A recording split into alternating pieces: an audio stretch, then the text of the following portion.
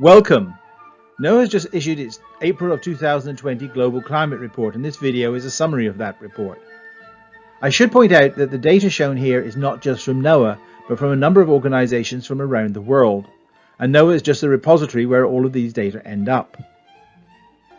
Those organizations do independent analysis of the global climate trends using different subsets of the data and different analysis methods. And the fact they all get very similar results should in fact be a source of confidence in the conclusions drawn here. Well, let's start by taking a look at the temperature ranking for April of 2020. It was ranked the second warmest April on record, which puts it at 1.06 degrees centigrade above the 20th century average, or about 0.13 degrees centigrade warmer than the equivalent time last year.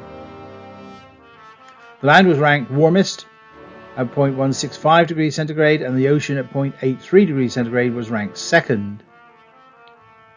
The northern and southern hemispheres were both ranked second warmest on record, with the northern hemisphere outperforming the southern hemisphere by about 50%, which would be expected because there's more land in the northern hemisphere and the land warms faster than the oceans. Overall, we've had 424 consecutive months with temperatures above the 20th century average. That means you have to be over 35 years of age in order to have experienced a month whose average temperature was below the 20th century average.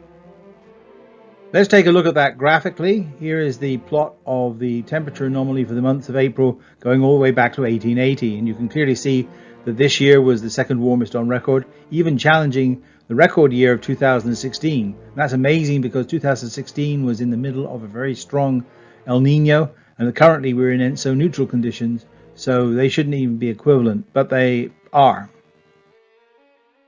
Perhaps we should take a look and see how these temperatures were distributed around the globe. We have some cool spots, for example, Canada and the northern tier states of the United States. Western Russia, China and India seem to be below average, and we have some cool spots in the southern oceans as well. But to compensate for that, we have several hot spots. Alaska, Greenland, Eastern Russia, and that's a very strong signal there. Western Europe, Africa and Australia seem to be on the warm side. This area here is very important because this is the area that defines El Nino, La Nina, and there seems to be more warm water there than there was last month, and so we might be edging back towards an El Nino again. We'll have more on that later. In the last map there were some very impressive departures from average temperature, but we couldn't tell whether any of those were records. This map allows us to do that. This is called a percentiles map. Record low temperatures are shown in dark blue. Record high temperatures are shown in dark red. And as you can see from this, despite the fact that there were very cold areas over Canada, none of them were setting records. And in fact, only 2 pixels here are much cooler than average. One in the middle of Canada and one just off the southeast coast of Greenland. However, there's hundreds of much warmer than average pixels on here, which are in the dark pink, and there are over 100 pixels here that show record high temperatures for that particular area over the month. I usually don't show the precipitation map because it's usually a jumble of dry and wet areas. It's hard to tell what trend is going on. However, this month seems to be an exception. There seems to be a predominance of dry areas opposed to rain areas.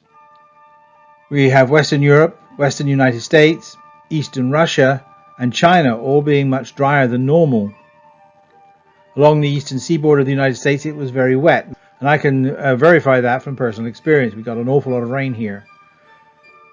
Western Russia and the Iberian Peninsula also seem to be particularly wet. Here I've ranked the months according to the order of their ranking overall in terms of the temperature for April, and you can see it 2020 is ranked second.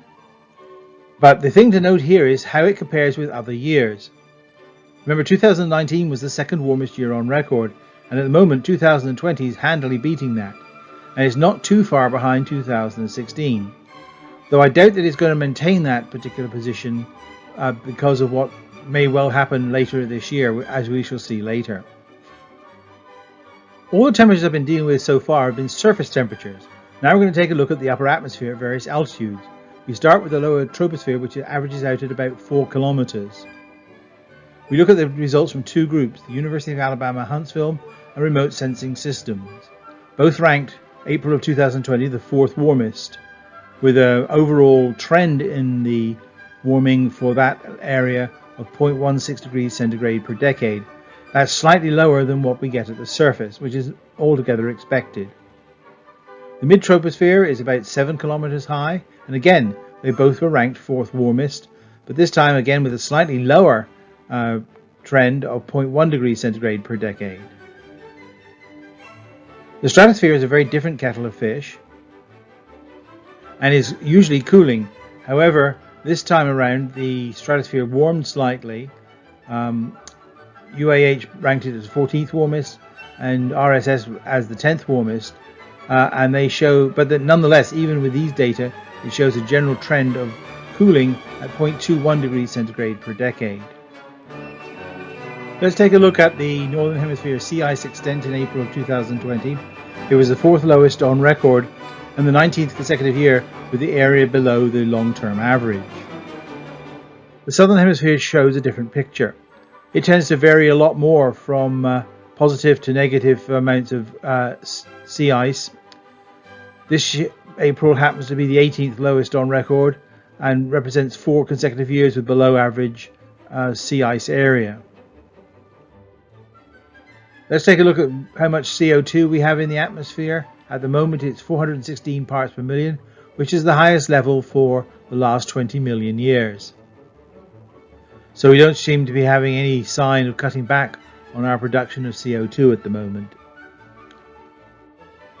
Now the very important question as to what's going to happen with El Nino and La Nina this year.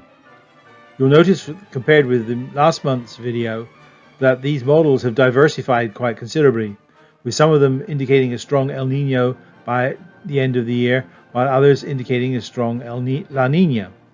The three different ways of calculating averages are shown in the green, red and blue lines, and they all pretty much stay in ENSO neutral on average to the end of the year. But we should keep an eye on this because depending on which sets of models are correct, it will depend very strongly on what the hurricane season will be like for the rest of the year and what our temperatures will be like for the rest of the year. Let's just take a quick look at the number of tornadoes that have happened in the United States over this year so far, and we're at a number of 504, which you can see is pretty close to the record number, which is shown here with this red line. As we saw last year, these numbers can bounce around quite considerably. There could be a long period without any at all, or we can get very sudden jumps like happened in the red line just about now, last time around. So let's summarize then. Global warming continues. 2020 is on pace to be the second warmest year on record, although the effect of El Nino or La Nina may change that. We've had 7 record years in a row, and 2020 may well make it 8. We have a high likelihood of ENSO neutral conditions through the end of the year, though again, El Nino and La Nina may affect that. The US tornado activity is above average and in fact near record highs at the moment. So until next time, stay safe and goodbye.